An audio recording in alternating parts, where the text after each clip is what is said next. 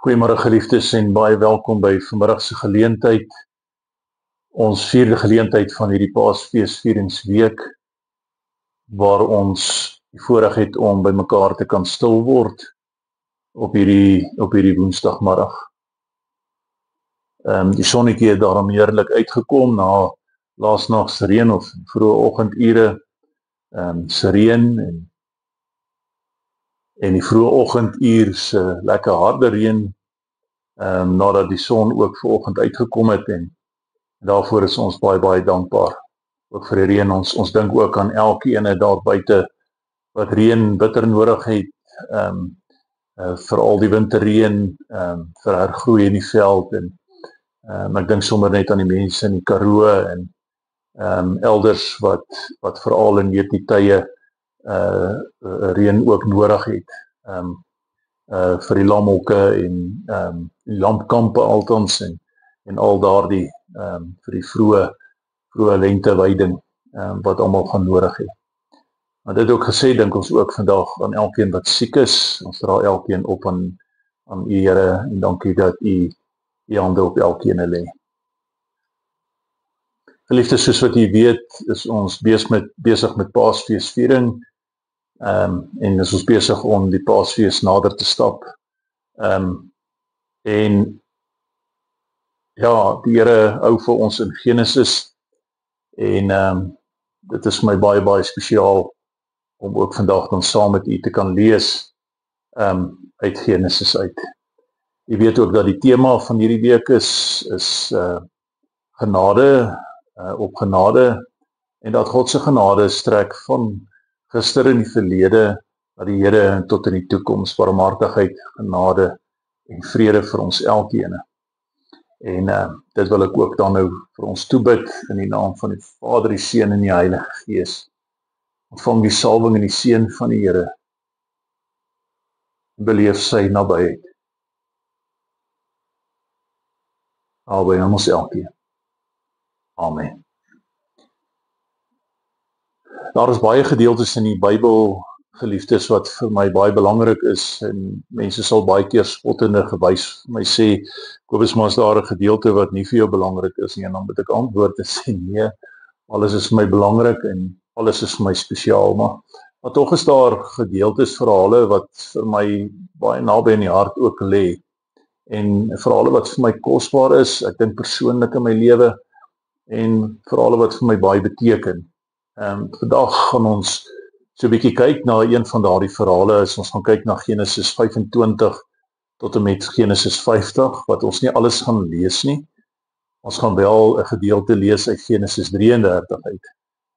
Maar hierdie verhaal gaan oor die verhaal van Jakob en Esau, die seun van Isak, die seuns althans van Isak, 'n tweelingbroers.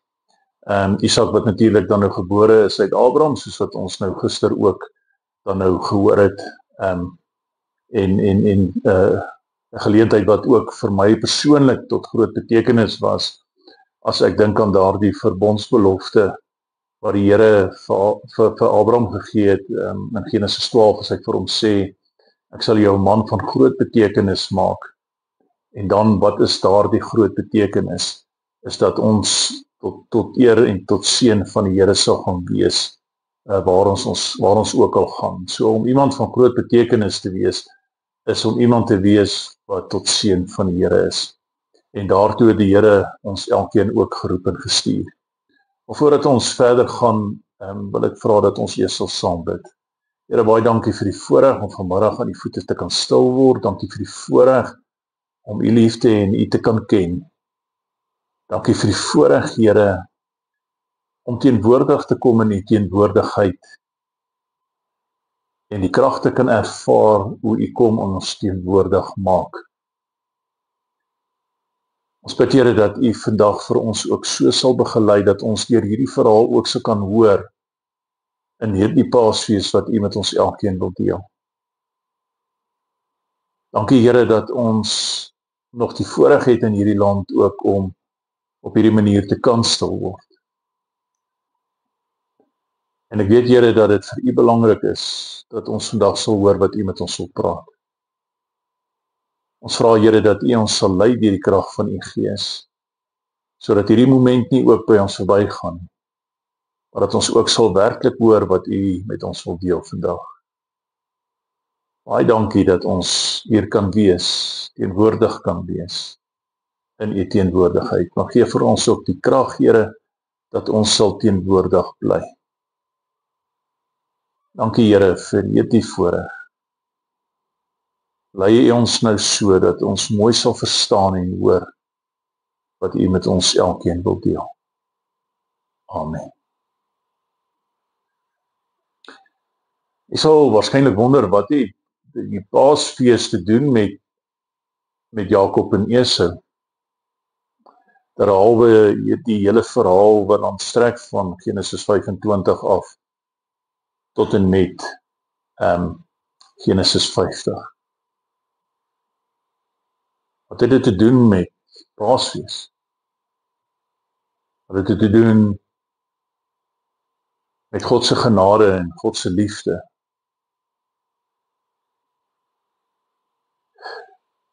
In hierdie verhaal wat ons lees, hoor ons hoe Jakob, wat die tweelingboetie was van Esau wat die eerstgeborene was, en Jakob wat kort op sy hakke gebore is, teendeel uit die hak van sy broer vasgehou, en daarom ook die naam Jakob gekry, haksteenbyter. Hoe hierdie Jakob wat eintlik maar anders was as sy broer was hierdie landbouer gewees, en Jakob was maar meer in die vorm van, ek wil amper die woord gebruik, butler, 'n huishoudster of huishoudster is 'n vrou, maar wat die huis onderhou het, hy het gekook en gekyk na die huisesake. Maar in elk geval, Jakob en Esau was twee verskillende mense gewees, en dan omdat Esau eerstegebore is, het Isak die eerstgeboortereg aan Esau gegee. En ek ken die verhaal baie goed, hoe Jakob sy pa verkil het aan die een kant om hierdie eerstgeboortereg van Esau te steel. Maar ook aan die ander kant waar Esau sy eerstgeboortereg verkoop aan Jakob vir lensiesop. En dan borrel hierdie hele verhaal oor waar Jakob nie net sy blinde pa bedrieg nie, maar waar daar hierdie verskriklike onmin ontstaan tussen Jakob en Esau. Onmin wat hierdie huisgesin opbreek. En dit wat Jakob eintlik toe nou wil gehad het, is die grond, die verloor hy toe nou. En Esau, dit wat hy gehad het, die verkoop hy vir lensiesop. Maar ook wat baie keer in ons lewens met ons ook gebeur. Ons gee soms prys dit wat ons ontvang het, deur ons siele te verkoop. En partykeer dink ons verkry iets, deur op 'n bepaalde manier daardie dinge te verkry, en derhalwe eintlik dan nou alles verloor. En veral, dis nie juist veel anderste nie, want na hierdie gebeurtenis waar Jakob sy pa wat blind is, verkil en hom voordoen asof hy Esau is. As Esau daardie dag by die huis kom, hoor hy wat het gebeur, en dan wil hy sy broer doodmaak.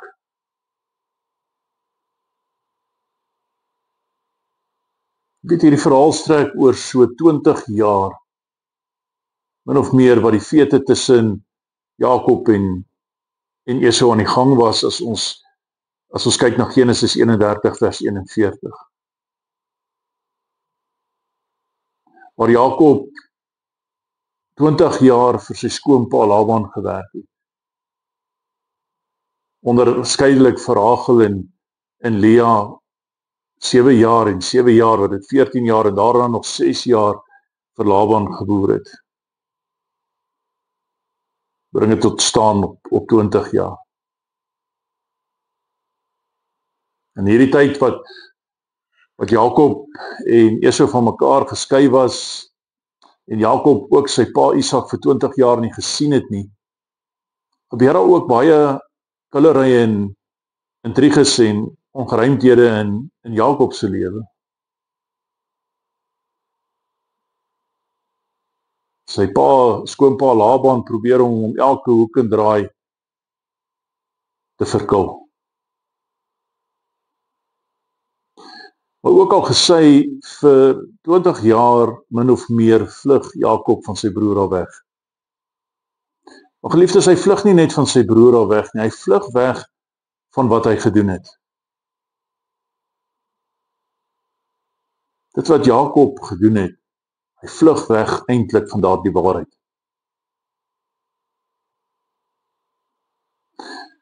En dan, na 20 jaar, is Jakob op pad om Esau te ontmoet. Jakob was baie bang en hy was baie onseker, nie geweet wat om te verwag nie.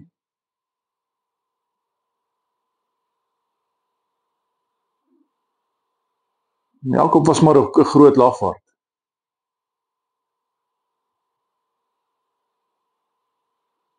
En tydens hierdie geleentheid waar die ontmoeting tussen hom en sy broer nader kom,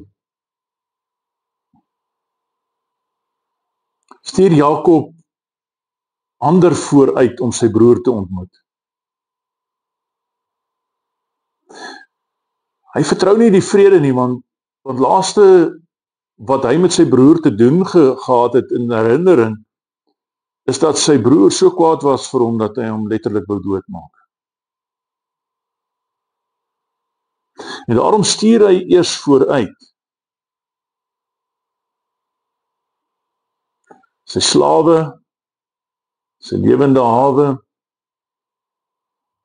en later dan vir Rachel en vir Lea, met die beminde Josef kind heel agter. Hoekom doen Jakob dit? Hy wil sien hoe gaan Esau reageer. Hy bly alleen agter by die spruit.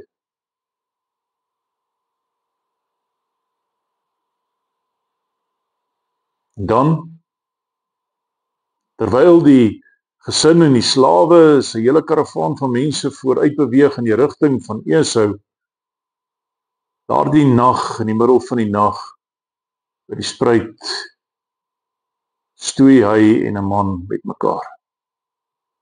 Hulle stoei tot die môre toe, tot die dag begin breek. Ons lees later in Genesis 32 vers 30 dat daar verwys word na 'n engel. Maar waarskynlik, en hoe ek glo dit was en is, as ek kyk na Genesis 32:30, was dit self God. Want daar kom Jakob en hy sê, ek het van aangesig tot aangesig die Here gesien en hy het my lewe gespaar.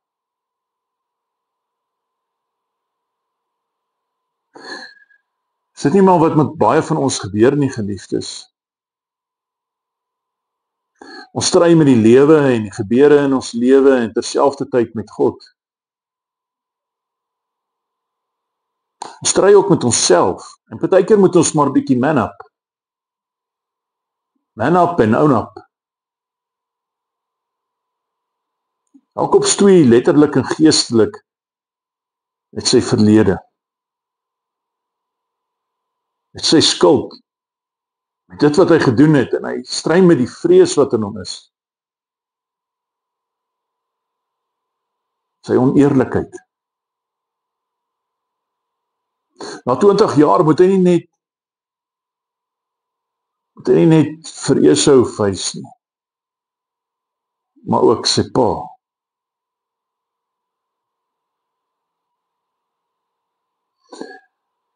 En dan teen dagbreek die volgende môre, en die Here is so lief om dit te gebruik. Hy is baie lief om te praat teen sonsopkoms. Die dagbreek die volgende môre, raak die engel, in my verstaan, God self dan Jakob se heup aan. Aan die ander woorde, hy tik hom so liggies op sy heup. En dit het Jakob krippel gelaat.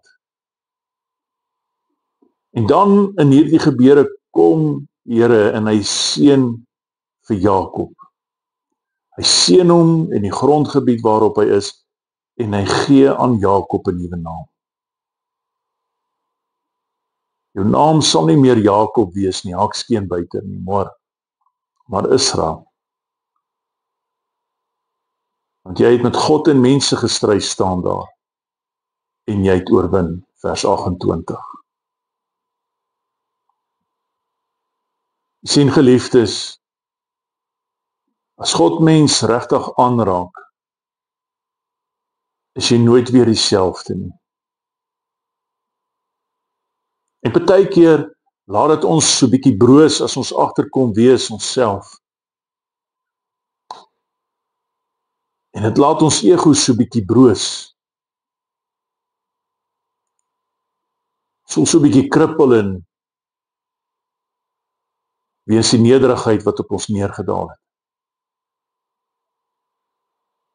Dis die Paulus wat dan vir ons ook baie kom sê, en ek dink sommer net aan Romeine 11 daarvan vers 16 tot en met vers 20 waar hy kom en hy sê moenie van jouself meer dink as wat jy behoort nie.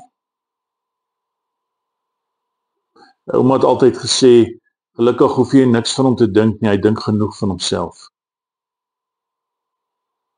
Wanneer jy met God besig is en jy besef wie jy is en dat jy ook maar 'n mens vol foute is, laat dit ons egoetjies soms bietjie broos. Laat dit ons krippel. Na hierdie gebeure in die stoeigeveg van daardie nag, wat geestelik en letterlik fisies was, kom Jakob met sy krippelheupie en stap by almal verby, tot heel voor. Tot heel voor en hy loop sy broer Esau tegemoet. Hy weet nie wat gaan hy kan verwag van sy broer nie. Sy broer, wat hy van hom onthou, was maar 'n moeilike man en hy wil hom doodgemaak het. Hy weet nie wat gaan hy kry nie. En dan gebeur hierdie verrassende, roerende oomblik in hierdie verhaal. En ek lees vir ons uit Genesis 33 uit, daarvan in vers 1 af. Die opskrif hier in my Bybel is Jakob en Esau ontmoet mekaar. Toe Jakob deur die spruit was, het hy vir Esau in die verte sien aankom met 400 man by hom. Ek kan net dink hoe bang moet hy wees. Jakob het die kinders onder Lea en Rachel en die 2 persoonlike slavinne verdeel. En die slavinne met hulle kinders op die voorpunt gesit. Lea met haar kinders was agter hulle en Rachel en Josef heel agter. Hy self het verbygegaan en tot heel voor. En toe hy nader aan sy broer gekom het, het hy 7 keer diep gebuig. Esau het hom tegemoet gehardloop en hom omhels. En Esau het sy arms om Jakob se nek gesit en hom gesoen en hulle het gehuil. En Esau het opgekyk en die vrouens en die kinders gesien en gesê, wie is al hierdie mense by jou? Jakob het geantwoord, dit is my kinders wat God in sy liefde aan my gegee het.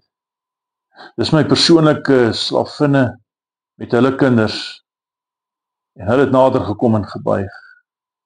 En ook het Lea met haar kinders nader gekom en gebuig, en Josef en Rachel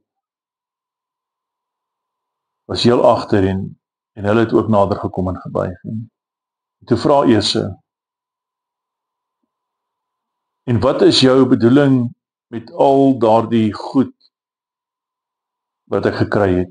En Jakob het geantwoord, dit is om u vriendskap te wen.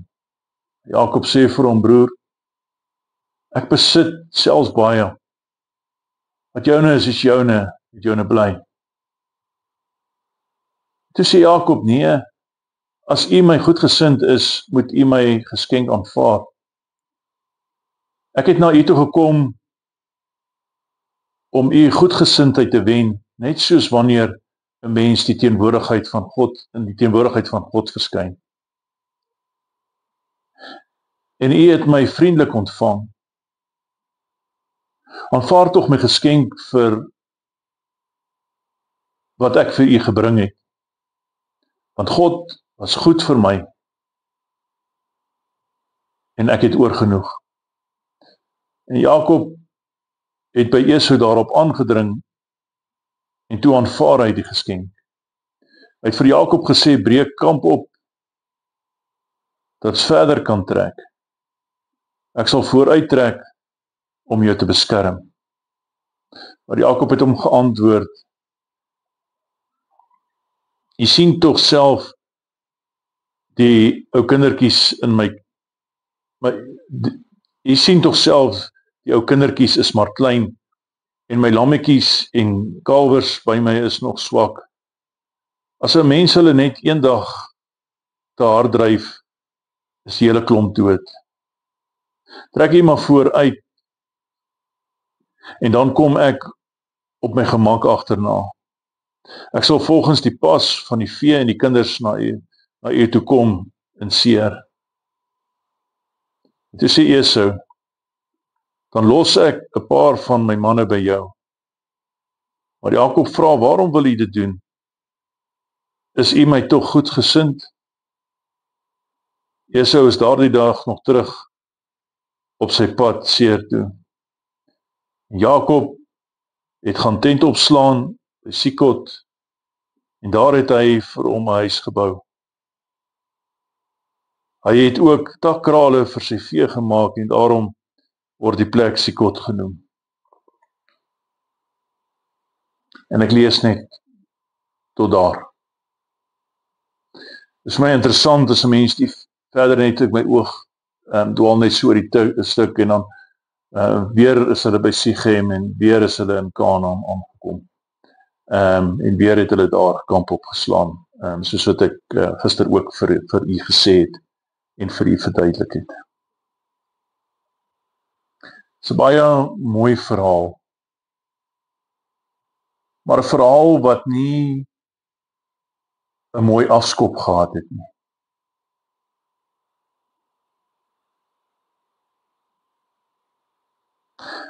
Sien, baie keer in hierdie lewe maak ons met die Here ook so. Jy sien, Jakob stap sy broer tegemoet, en dan wil hy vir hom al hierdie besittings gee. Sy broer sê, ek wil dit nie hê nie, maar Jakob sien dit nie. Jy sien, Jakob het verstaan om sy welvaart en sy lewe te probeer bepaal, moet sy onderhandel om dit reg te kry. Ek gaan later afsluit met die gedeelte in Genesis 28, daarvan in vers 13 af, maar juist daar ook, waar Jakob vir die Here sê, met alles wat u my mee seën, sal ek u seën met 'n 10de.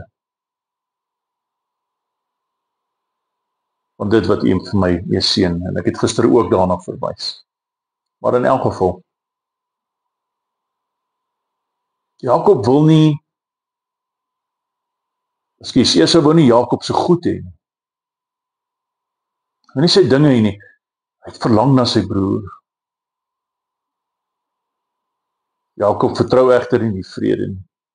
Hy kom hier in hierdie gedeelte, en ek glo het gehoor toe ek dit nou lees, waar hy sê, is my tog nie goedgesind as hy van sy manne agterlos om Jakob op te pas nie.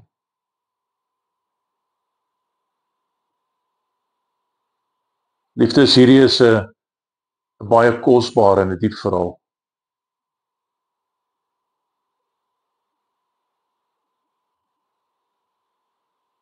Dieselfde wat Jakob aan sy pa Isak gedoen het, gebeur ook met Jakob in hierdie verhaal. Na hierdie ontmoeting met sy broer Esau en hierdie pragtige liefde wat tussen 'n broers moet wees, kan ek amper sê 'n klimaks bereik. Gebeur dieselfde met Jakob. Later word hy oud en hy word blind. En die geliefde Josef, die word 'n stok in die speek van sy broers. Ook Josef sy eie toedoen met sy eie arrogansie wat hy gehad het. Hy is 'n bietjie uitgesproke gewees. Dit het jaloesie in die broers wakker gemaak en dan op 'n stadium besluit hulle moet van hom ontslaa raak en dan in plaas daarvan dat hulle hom doodmaak, gooi hulle hom in 'n put. Hulle skeer sy klere en slag 'n bokkie en gooi bloed daaroor uit en gaan wys dit vir sy pa en sê 'n roofdier het vir Josef gevang. Terwyl hulle Josef eintlik verkoop het en aan 'n karavaan handelsreisigers en die wat Josef weer verkoop het in Egipte as 'n slaaf. Hulle jok as te ware vir die halfblinde Jakob en vertel vir hom dat sy geliefde Josef dood is. Jakob was baie hartseer. En dan in Josef se tyd in Egipte beland hy eers in 'n tronk en later word hy een van die opperbevelvoerders van die koning as te ware uiteindelik tweede in bevel. En dan ken jy ook hierdie verhaal. Daar ontstaan 'n hongersnood in Kanaan en dan gaan die broers na Egipte toe om voorraad te gaan verkoop, maar ook om kos te kry en in handel te dryf. En dan uiteindelik openbaar Josef homself aan sy broers. En daar staan en hulle baie geween en was bly om mekaar te sien, net soos met Jakob en Esau. En so moes hierdie boeties ook teruggaan en vir hulle pa gaan sê, maar Josef is nie dood nie, hy lewe en hierdie ontmoeting tussen 'n pa en sy verlore kind.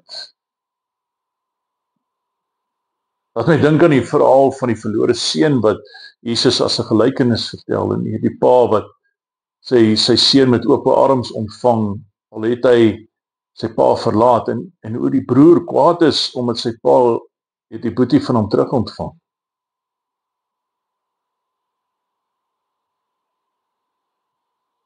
Dan geliefdes in Genesis 50 na hulle pa se dood, kom Josef en hy verseker sy broers dat hy hulle vergewe het. Hulle lewe is letterlik in die hande van Josef.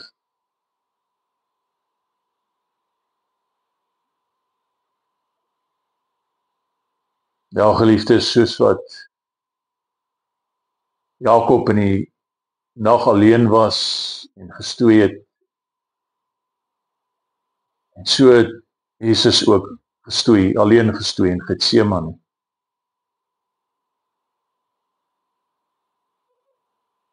Jy sien, geliefdes, die pad na versoening en verlossing loop deur gebed en stryd en pyn en op die einde van die dag oorgawe om jouself oor te gee aan die Here.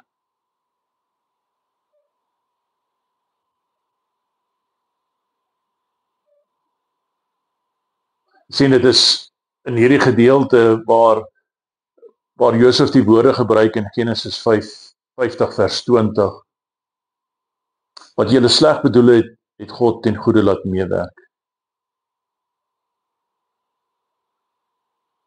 En dit sê Josef aan dieselfde broers wat hom as slaaf verkoop het, om as te ware uitverkoop het.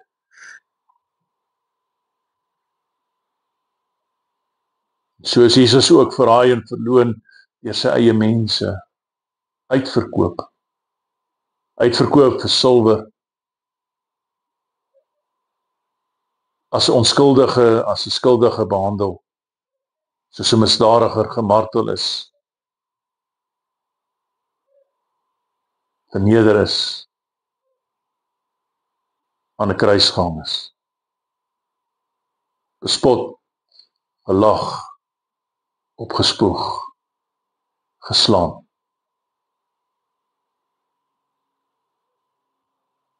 En word die kruis van ons Here Jesus Christus juis die instrument wat spreek van God se verlossing en genade. En soos wat die woord van die Here sê, is ek en jy eintlik die boeties en die sissies van Jesus. En kom die Here Jesus deur die kruis en God ons Vader en hardloop ons eintlik tegemoet en omhels ons, ontvang ons, te midde van wat ons doen en gedoen het, en wie ons baie keer is en word. Jy sien, uit dit wat mense baie keer sleg bedoel, kom die Here en hy, dat iets goeds daaruit kom, vir die wat met hom saamwerk. As Jesus sy laaste asem uitblaas, dan roep hy uit, Vader, vergeef hulle, want hulle weet nie wat hulle doen nie.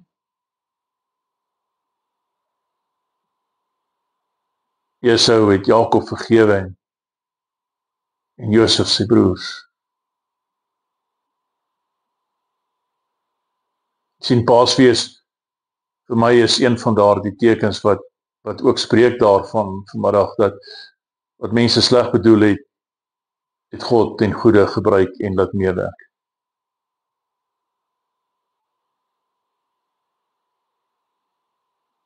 Eie aan wat Josef uitroep in Genesis 50 vers 20.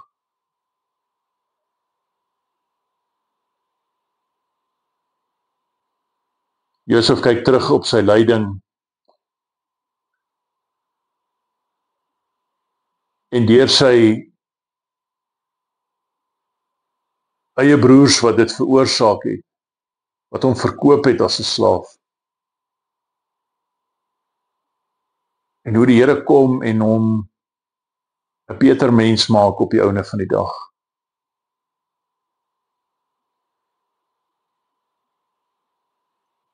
Wat deur pyn gekom het God gebruik om nuwe lewe te wek. So ook met Jakob.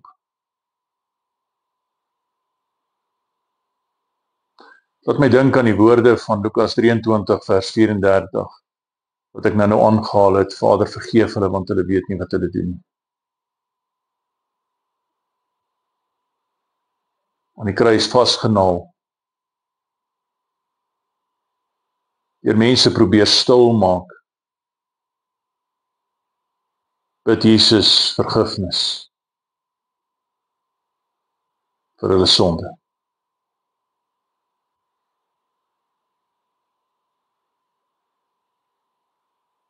Wat mense bedoel het as 'n einde, of dat daar 'n einde sal kom in 'n era van Jesus Christus ons Here, het God gebruik as 'n nuwe begin en spreek van genade. Jy sien, aan elke einde is daar 'n nuwe begin. Dalk, geliefdes, moet ons ophou om weg te hardloop. En soos wat God bly nader aan ons, dat ons sal nader tot hom. Jy sien, die kruis is die plek waar menslike boosheid en goddelike genade en liefde mekaar ontmoet. Jy sien, wanneer vergifnis en liefde plaasvind, is dit die plek waar God se genade en liefde ontmoet. Jy sien, vergifnis reël die ontmoeting tussen goddelike genade en goddelike liefde en die opregtheid daarvan. Liefdes, ons hoef nie bang te wees vir die eendag nie. Ons moet ophou weghardloop van God af en God tegemoet stap. Here, wys vir my nou 'n prentjie van hoe iemand wat jou jaag en jy hardloop weg van daai persoon af. Maar jy weet nie eintlik hoekom jaag hierdie persoon jou nie. Net om te draai later en hierdie persoon tegemoet te stap en hierdie persoon wat steeds nader hardloop, nie om jou dood te maak nie, maar omdat hy genade en liefde aan jou wil betoon, en dit is ons Here. Here jaag ons nie rond nie, hy beweeg nader aan ons. En as sy arms om ons sit en hy wil ons salf en seën met sy liefde. Ons moet ophou weghardloop. En God tegemoet stap, as ook ons eie waarheid. Bekeer ons selftrots sluk en begin regop staan voor die Here. Ek dink aan die woorde wat in Genesis 28 vers 13 tot 16 staan. Die woorde wat die Here aan Jakob gesê het. Toe kom staan die Here by Jakob en hy sê vir hom: Ek is die Here van jou voorvader Abraham en Isak.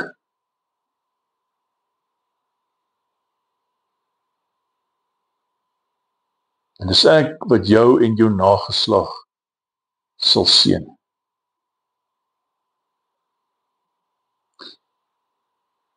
En dan sê die Here vir Jakob, hy sê vir hom, en ek sal by jou wees en ek sal jou beskerm. Waar jy ook al gaan. En dan kom die Here en hy sê, en ek sal jou nie in die steek laat nie. Ek sal doen wat ek beloof het. En dan gebeur daar hierdie wonderlike ding. Jakob skrik wakker, waar hy met sy kop op hierdie klip lê en slaap. Hy spring reg op en hy sê, God is op hierdie plek. Ek het dit nie besef nie. Jy sien, geliefdes, maak nie saak waar ons deur hierdie wêreld kruis nie, waar deur kruis ons hierdie wêreld nie, en wat ons lewens deur kruis nie. As kies vir die sterk taal en woorde. Miskien het dit tyd geword dat ons wakker skrik en besef dat die Here op die plek is waar ons is nou.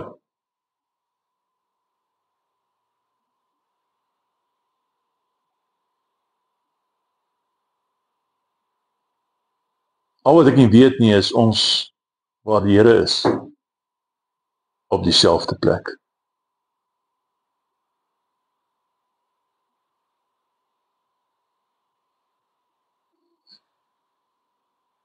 Jy sien, daar is baie verhale in die Bybel wat getuig, maar daar is net een kruis. Daar is net een Here. En deur die geskiedenis heen van die woord wat ons lees, kom die Here en openbaar homself aanhoudend.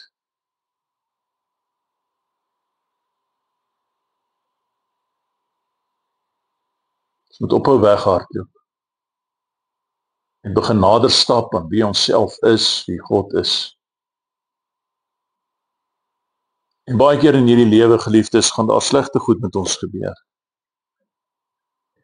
Maar hoor vandag as ek vir u sê, uit die sleg laat God die goeie tevoorskyn kom. Onthou dit. Vir nou, wil ek hê dat u sal ervaar en beleef hoe die Here u tegemoet stap. Sy arms om u wil sit en u wil salf en seën. Kom ons hou op weghardloop. Kom ons hou ander voorstuur. Kom ons stap self tot voor. En stap God tegemoet. U sien, Jakob het verwag dat sy broer hom gaan doodslaan. En so verwag ons aan die einde van tyd dat God ons kom doodslaan. Terwyl hy ons net wil omhels en lief hê.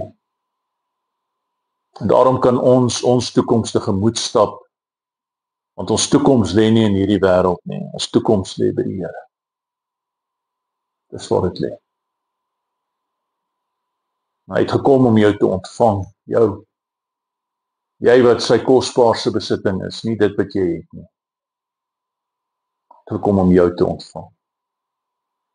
En die Here het jou lief. Moet dit nooit vergeet nie.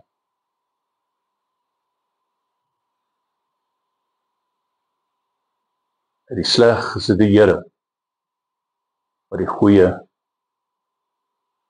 tevoorskyn bring. En jy en ek is deel van daardie goeie. En kom ons begin soek na die goeie in ons wat God goed gemaak het. En hou op om heeltyd oor die slegte van ons te praat. Want dan gaan die goeie in ons ook by ons self verbygaan. En ons sal nie meer 'n mens van betekenis wees nie. Soos wat die Here ons gemaak het. 'n Salwing en 'n seën. Amen. Here, help ons om vandag hierdie gedeelte te ontvang en in ons harte vas te maak. Gelei ons asseblief, Here, deur die kragvolle werking van u Gees, om naby aan u te bly en naby aan u te lewe. Help ons, Here, dat ons ophou weghardloop, maar eerder u tegemoet stap. Gee vir ons die krag om te man up en te own up en regop voor u te staan. Dankie, Abba Vader, dat u ons ontvang, maar ook lief het. En dankie, Here, dat ons deur verhale soos die kan leer by u. U is ons God. Ons bid vir genesing oor hierdie hele wêreld en hierdie Paase.